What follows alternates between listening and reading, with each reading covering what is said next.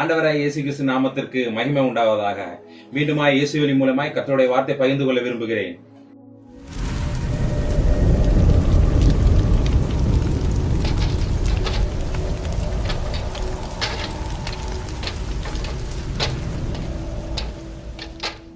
வேதத்திலிருந்து ஒரு வசனத்தை காண்பித்துக் கொடுக்கிறேன். அது லேவியராகமம் 10வது அதிகாரம் 1வது வசனம். பின்பு ஆரோனின் குமாரனாகிய நாதாபும் அபியும் தன் தன் தூப கலசத்தை எடுத்து அவைகளில் அக்கினியை அதன் மேல் தூப வர்க்கத்தையும் போட்டு கர்த்தர் தங்களுக்கு கட்டளையிடாத அந்நிய அக்கினியை அவருடைய சன்னதியில் கொண்டு வந்தார்கள். இங்க வேதத்துல ஒரு காரியத்தை நம்ம பாக்குறோம். அதாவது இந்த நாதாபும் அபியும் என்ன பண்ணாங்க, தன் தன் தூப கலசத்தை எடுத்து கர்த்தர் தங்களுக்கு கட்டளையிடாத அந்நிய அக்கினி எங்க கொண்டு போறாங்க அப்படின்னா, ஆண்டவருடைய சன்னதியாக அந்த மகா பரிசுத்த ஸ்தலத்துக்கு கொண்டு போறாங்க.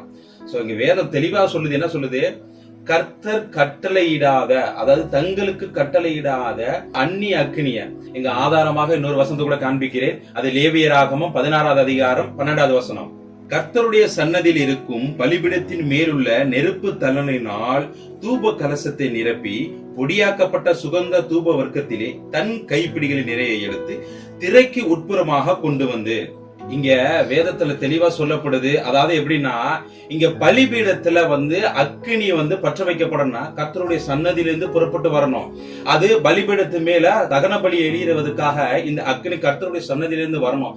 அது எரிஞ்சிட்டு முடிஞ்சதுக்கு அப்புறமா இங்க தூப கலசத்தை நிரப்பணும். அப்படின்னா பலிபீடத்திலிருந்து அக்னி தணல்களை, அதாவது அந்த கங்கு, அந்த அக்னி கங்கு இருக்கு இல்லையா, அது என்ன பண்ணா தூப கலசம் நிரப்பணும். அப்ப பலிபீடத்திலிருந்து தான் அக்னியை என்ன பண்ணணும்னா தூப கலசம் நிரப்புவதற்காக எடுக்கணும். நம்ம சுயமாவோ சிந்தையாவோ நம்ம ஒரு நாள் அக்னியை பற்ற வைக்க முடியாது.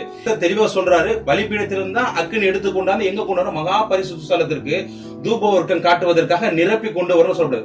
ஆனா அபியும் நாதாபும் என்ன பண்றாங்கன்னா, இவர்கள் தானாகவே ஒரு அக்னியை உண்டு பண்றாங்க.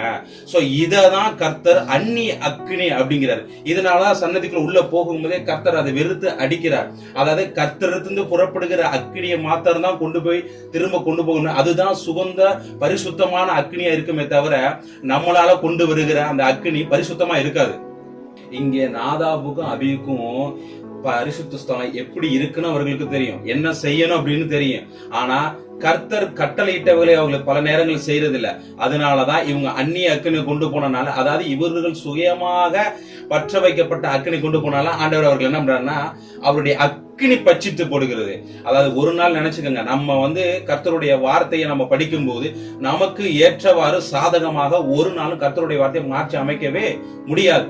அதாவது நம்ம எப்படின்னா, நம்ம பாவம் பண்ணுவதற்கோ கர்த்தருக்கு பிரியமில்லாத காரியத்தை செய்வதற்காக கர்த்தருடைய வார்த்தையவே நம்ம சாதகமா எடுத்துட்டு அதை பயன்படுத்த முடியாது. இங்க கர்த்தர் எதை கட்டளையிட்டு இருக்காரோ, கர்த்தர் எதை சொல்லி இருக்கிறாரோ, கர்த்தர் எப்படி நடக்க வேண்டும் என்பதை நமக்கு கற்றுக் கொடுத்திருக்காரோ அதன்படிதான் செய்ய முடியும், அதன்படிதான் நம்ம நடக்க முடியும், அதன்படிதான் நம்ம வாழவும் முடியும். ஒரு நாளும் நம்ம வாழ்க்கை நம்முடைய இஷ்டப்படி இந்த உலகத்துக்கு ஏற்றவாறு கர்த்தருடைய வார்த்தைகளை சாதகமாக கொண்டு போய் நம்ம நடக்கவே முடியாது. சோ இது எங்க போய் முடியும் அப்படின்னா, நம்முடைய வாழ்க்கை ஏதோ ஒரு இடத்துல இந்த நாதாபும் அபியும் போல அவர்களை அடித்து மரணித்து போனார்கள். அதாவது கர்த்தர் கர்த்தருடைய அக்கினி பட்சித்தவர்களை மறித்தது. ஆனா நம்முடைய வாழ்க்கையில அதை எப்படி அப்ளை ஆகும்னா, கர்த்தர் கிரியை செய்யாம போகலாம். அப்படியே நம்ம வாழ்ந்துகிட்டே இருந்தோம் அப்படின்னா இது ஒரு நாள் பலன் தராது. சோ நீங்க கர்த்தருடைய வார்த்தையை கேட்கிறீங்க, கர்த்தருடைய வார்த்தையை படிக்கிறீங்க, அதன்படி நடங்க. ஒரு நாள் உங்க வாழ்க்கையில உங்களுக்கு சாதகமாகவோ உங்க சுய விருப்பத்தின்படியோ கர்த்தருடைய வார்த்தையை திருப்பாதீங்க. அவர் கர்த்தர், நிலை மாறாதவர். அதனாலதான் அவர் நம்ம கர்த்தர்னு சொல்றோம். ஏன்னா அவர் சொல்றாரு, தெளிவாக சொல்றாரு, தங்களுக்கு கட்டளை இடாத, அதாவது கர்த்தர் கட்டளை இடாத அப்படிங்கும் போது கட்டளை இட்டுதான் ஒவ்வொரு இஸ்ரவேலையும் ஆண்டவர் நடத்தி வர்றாரு. ஆசாரியர்கள் இப்படிதான் செய்யணும் அப்படின்னு இருக்கு. ஆனா இவர்கள் தேவனுடைய சன்னதியிலிருந்து அக்னி எங்க புறப்பட்டு போகணும், பலிபீடத்துக்கு புறப்பட்டு போகணும். இந்த பலிபீடத்துல எரிந்து அதுல இருக்கக்கூடிய அந்த தணல்களை எடுத்துதான் தூப கலசம் நிரப்பப்படணும். இந்த தூப கலசத்தை தான் எங்க மகா பரிசுத்த ஸ்தலத்திற்கு அந்த உடன்படிக்கை பெட்டி இருக்கக்கூடிய இடத்துக்கு கொண்டு போக முடியும். சோ இது எல்லா பிரின்சிபலையும் இவங்க என்ன பண்றாங்க அப்படின்னா, இந்த நாதாபு அபியும் கொஞ்சம் கூட அவங்க யோசிக்காம தவறான ஒரு அக்னியை இவங்க நம்ம சுயமாக கொண்டு போறாங்க. சோ இந்த வார்த்தையை நீங்க கேட்டுக்கிட்டு இருக்கீங்க. பல நேரங்கள் நம்ம என்ன பண்ணா, நம்ம வாழ்க்கைக்கு ஏற்றவாறு வார்த்தைகளை நம்ம என்ன பண்ணா, கர்த்தருடைய வார்த்தையை நம்ம திருச்சி நம்முடைய சுயமா தவறான வழிக்கு போற கூட கர்த்தருடைய வசனத்தை நம்ம யூஸ் பண்ணிக்கிறோம். சோ இந்த வார்த்தை உங்களோட பேசிருக்கு நான் நம்புறேன். இது உங்களோட பேசட்டும், இன்னும் உங்களுடைய இருதயத்தை இது புடமிடட்டும், உங்க இருதயத்தை கீறி போடட்டும். இந்த வார்த்தையை கேட்டதுக்காக உங்களுக்கு நன்றி செலுத்துறேன். இந்த வார்த்தை உங்களுக்கு பிரயோஜனமா இருக்குன்னு நம்புறேன். இந்த வார்த்தை உங்களுக்கு பிரயோஜனமா இருந்தா மற்றவங்களுக்கு ஷேர் பண்ணுங்க. நீங்க ஷேர் பண்றது மூலியமா அநேகர் இயேசு வழியில பிரயாணம் பண்ணட்டும். கர்த்தர் உங்களை ஆசீர்வதிப்பாக. May God the Father, the Lord Jesus and the Holy Spirit protect and bless you. Amen.